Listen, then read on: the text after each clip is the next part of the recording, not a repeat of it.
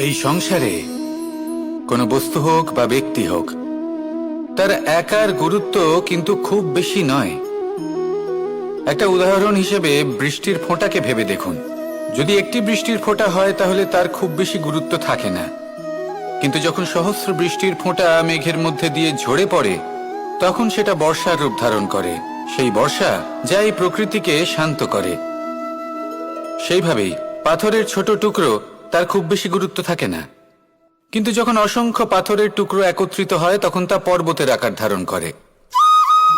সেইভাবেই কিছু মানুষ যখন একত্রিত হন তখন তৈরি হয় পরিবার, কিছু পরিবার যখন একত্রিত হয় তখন তৈরি হয় সমাজ, যখন অনেক সংখ্যক সমাজ একত্রিত হয় তখন তৈরি হয় রাজ্য। এবার এই রাজ্যের সবথেকে গুরুত্বপূর্ণ ব্যক্তি হতে পারেন রাজা, কিন্তু তাও সেই রাজা একা কিছু করতে পারেন না। যুদ্ধ লড়ার সময় তারও নিজের সৈন্যদলকে প্রয়োজন পড়ে।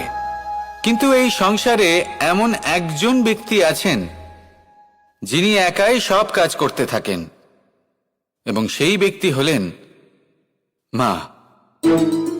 আমাদের জীবনে একজন পিতার ভূমিকা কিন্তু নিঃসন্দেহে অমূল্য, কিন্তু আমাদের সকলের জীবনে যে ভূমিকা একজন মায়ের তা অন্য কারোর থাকে না।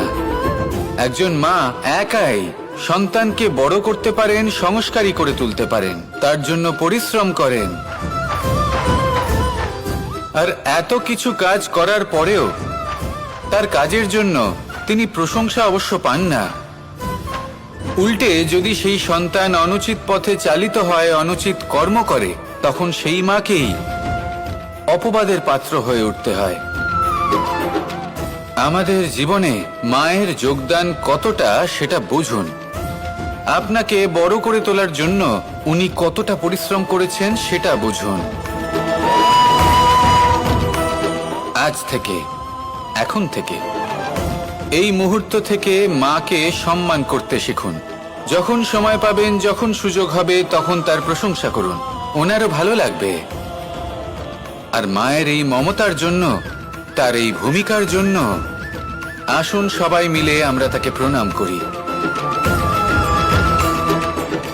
আর সকলে মিলে ভালোবেসে বলি রাধা রাধা।